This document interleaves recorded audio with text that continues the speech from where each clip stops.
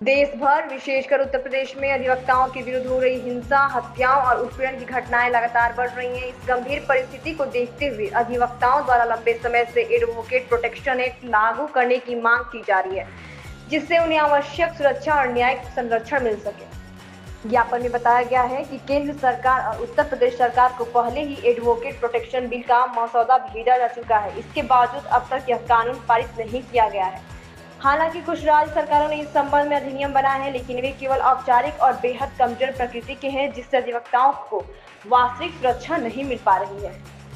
ज्ञापन के माध्यम से राष्ट्रपति से अनुरोध किया गया कि वे केंद्र सरकार को निर्देशित करें कि वो एडवोकेट प्रोटेक्शन एक्ट को शीघ्र अधिनियमित कर लागू करे, जिससे अधिवक्ताओं को कानूनी और व्यवसायिक सुरक्षा सुनिश्चित की जा सके। जिंदाबाद जिंदाबाद जिंदाबाद जिंदाबाद जिंदाबाद। मैं इसी नंबर पर कॉल कर रहा हूं। चाहे जो मजबूरी हो, हमारी मांगें पूरी हो, चाहे जो मजबूरी हो, हमारी मांगें पूरी हो। अधिवक्ता जी अपना परिचय बता दीजिएगा। मैं एडवोकेट आयुष यादव। किस तरह का धरना पत्र? देखिए, पूरे प्रदेश और देश में जिस तरीके से अधिवक्ताओं का शोषण लगातार हो रहा है, उसमें आज पूरी अधिवक्ता समाज एक होकर एक आवाज़ में, आज एक सुर में आज हम लोगों ने आवाज़ उठाई कि अधिवक्ता प्रोटेक्शन एक्ट लागू हो, जिससे हम अधिवक्ताओं की भी सुरक्षा सुनिश्चित की जाए। और अगर अधिवक्ता आज के डेट में जो सबके समाज की लड़ाई लड़ रहा है, सबके हक अधिकार की लड़ाई लड़ रहा है, जब अधिवक्ता ही सुरक्षित नहीं रहेगा देश और प्रदेश में, तो आम जनता की क्या स्थिति रहेगी। हम सारे अधिवक्ता आज एक होके एक सुर में एक आवाज़ से यह मांग करते हैं कि प्रदेश में अधिवक्ता एक्ट प्रोटेक्शन एक्ट लागू हो। भैया ने कहा तमाम तरह के एक्ट बनाए गए हैं, डॉक्टरों को प्रोटेक्शन एक्ट है, हर एक समाज अपनी अपनी बातों को लेकर संरक्षित कर सकता है। जी अपना परिचय बता दीजिए। मेरा नाम एडवोकेट आलोक सौरभ है। आज किस तरह का धरना? आज हम लोग advocate protection act Uttar Pradesh में लागू कराने के लिए सरकार से गुजारिश हम लोगों ने किया है। चूँकि यह सरकार जब से आई है तब से अधिवक्ताओं के साथ अहित ही करते जा रही है।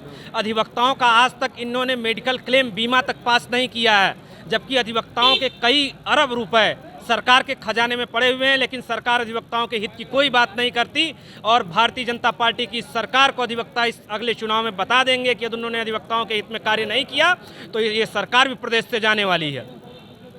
ये बीजेपी सरकार लगातार करती सबके साथ सबका विकास, सबका ये बीजेपी सरकार केवल जुमलों पे भरोसा करती है। सबका साथ सबका विकास इनका नारा जरूर है, लेकिन यह सबका साथ सबका विकास नहीं करते। यह सबका साथ अपना विकास, सबका साथ बीजेपी का विकास इनका मुख्य लक्ष्य है। और सबका साथ सबका विकास तभी संभव है जिस प्रदेश में समाजवादी पार्टी की सरकार पूर्ण बहुमत के साथ बनेगी। क्या लगता है कि 2027 में चुनाव पर बिल्कुल, अगर भारतीय जनता पार्टी की स्थिति यही रही, यही संकीर्ण मानसिकता रही और दोहरा चरित्र उन्होंने किसी भी समाज के हित में किया, तो उनकी सरकार निश्चित तौर पर जाएगी और यह सरकार दोबारा प्रदेश में बनेगी नहीं।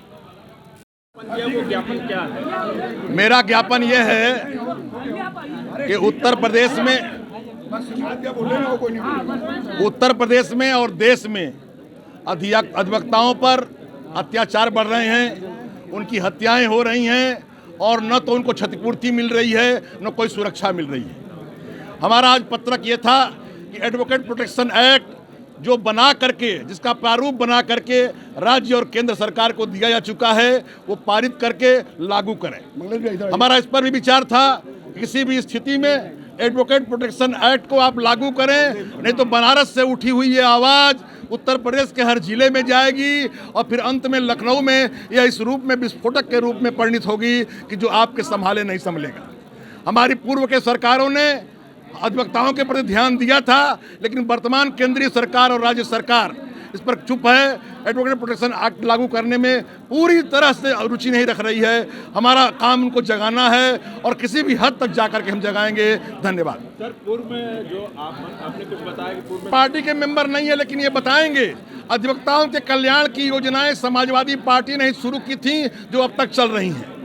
हमारा 4 अरब से अधिक रुपया अधिवक्ता कल्याण निधि में जमा है, लेकिन ये सरकार न नौजवानों को भत्ता दे रही है न वृद्धों को पेंशन दे रही है। सर, आपकी आगे की प्रक्रिया क्या हो? हमारी आगे की प्रक्रिया है उत्तर प्रदेश के हर जिले में जा करके अधिवक्ताओं को जगाना, फिर पूर्वांचल सम्मेलन बुलाना और अंततः विधानसभा का घेराव।